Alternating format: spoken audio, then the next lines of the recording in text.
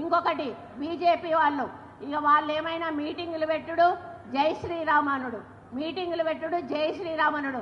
మరి జై శ్రీరామ్ అంటే పైనుంచి ఏమన్నా పైసలు పడుతున్నాయా, లేకపోతే ఏమన్నా మనకు పథకాలు వస్తానయా, ఇంకేమన్నా వస్తానయా అంటే ఏమీ లేదు. తీసుకొస్తారు, మోడీతోటో మీటింగ్ పెట్టిస్తారు, 4 హిందీలో మాటలు మాట్లాడిస్తారు, ఎల్లగొడతారు. ఇక్కడ ఉన్నటువంటి 2 మంత్రులు సపోర్ట్ చేయరు, ఇక్కడ ఉన్నటువంటి జిల్లా అధ్యక్షుడు సపోర్ట్ చేయడు. మరి కేంద్రం నుంచి రావాల్సిన మనకు ఏవైతే ఉన్నాయో వాటి నిధులను రప్పించే ప్రయత్నం చేయరు. బీజేపీ మీటింగ్లు పెట్టి జై శ్రీరామ్ చెప్తే ఏం మాట్లాడారని చెప్తా ఉంటారు.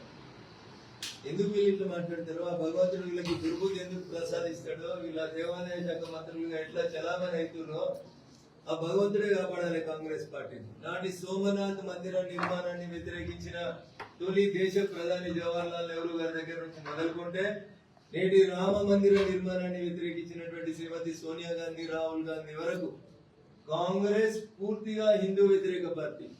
కాంగ్రెస్ పూర్తిగా హిందూ దేవుళ్ళని అవమానించినటువంటి పార్టీ.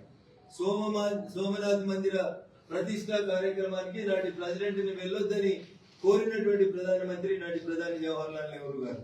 రామ మందిరం పూర్తి అవుతుందా అని ఎకసక్కాలాడి పూర్తి అయిన తర్వాత నిర్మించబడిన రామ మందిరానికి ఈ రోజు దాకా అడుగుపెట్టినటువంటి వ్యక్తులు కాంగ్రెస్ పార్టీ అధ్యక్షుడు, మాజీ అధ్యక్షురాలు, కాంగ్రెస్ నాయకురాలు సోనియా గాంధీ, రాహుల్ గాంధీ. ఒక వీళ్ళకే కాదు, జై శ్రీరామ్ అనొద్దని 15 సంవత్సరాలు ముఖ్యమంత్రిగా పనిచేసిన దీదీ బెదిరించింది.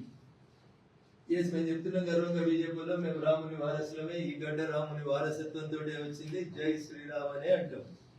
లేకపోతే జై సోనియా అంటే పైసలు వస్తాయా? జై ఇందిరమ్మ అంటే పైసలు వస్తాయా?